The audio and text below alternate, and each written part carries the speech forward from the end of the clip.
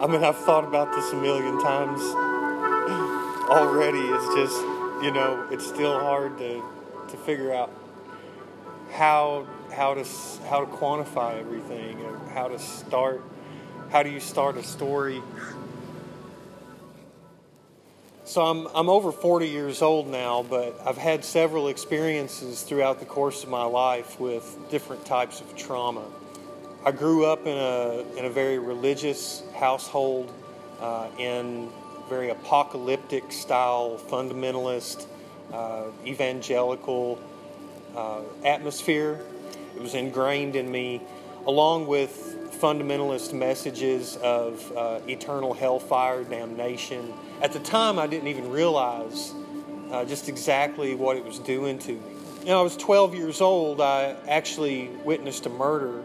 I went to a Family Dollar store in the little town that I was raised in, and there was a man there who used a gun to take somebody's life in the store. He was standing in the aisle next to me and just turned around, pulled out the gun, and emptied it into the back of this woman's head. As a 12-year-old, that was another traumatic event that was really difficult for me to process at such a young age. But I went through my life and continued to try to do the best that I could.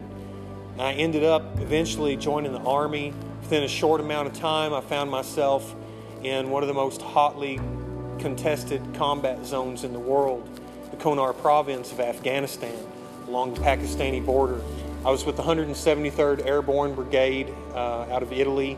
Taking all those experiences together over the course of my life, it eventually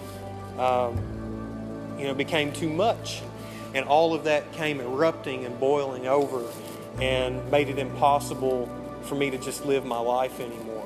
Since I had gotten out of the Army, I'd gained a lot of weight, and I wasn't exercising, I wasn't eating right. I didn't really understand what was happening to me. I knew that my frame of mind was just different. I felt different somehow. Physically, I was in a war for about 15 months, but in my mind, there's still been a war going on for about the last 13 years now. When I was still in the military and going through the process of being medically retired from PTSD, I made good friends with another combat vet who was in recovery with me at the time.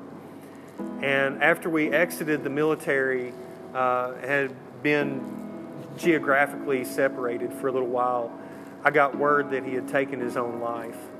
It was only within the first couple of years after I had exited the military that happened, and it just renewed my resolve that I had to take my recovery seriously. I actually start my book. There's a page dedicated to him that just says "For Dave," and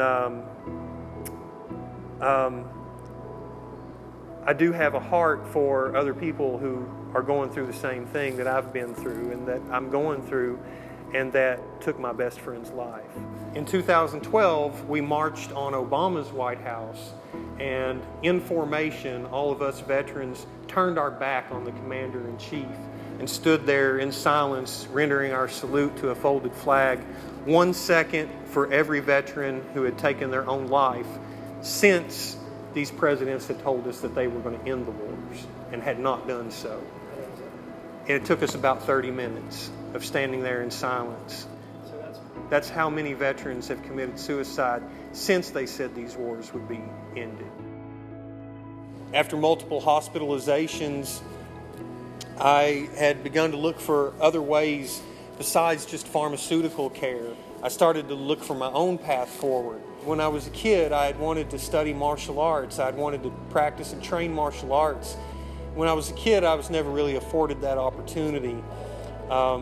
So I figured, hey, at this point in my life, I have nothing left to lose, and this is something I always wanted to do. It came like another addiction, and I started training just about every day, sometimes multiple times a day. My Muay Thai coach in the States told me, if there's anywhere in the world that you could go and anywhere you could learn Muay Thai and someone that you could learn Muay Thai from who will teach you right from the beginning, the most ideal master would be Master Toddy in Thailand.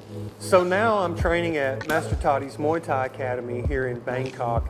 Been here for almost 2 years now.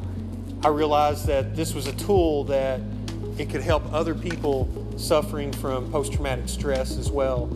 Anybody who's been through trauma, you know, that needs a good outlet. Something like Muay Thai could be a great outlet. And so I had this idea, this seed planted in my mind that if I were to learn enough to become a teacher where I could teach others Muay Thai, then not only could Muay Thai be that life-changing thing that I needed, but maybe I could also extend that to other people in similar circumstances.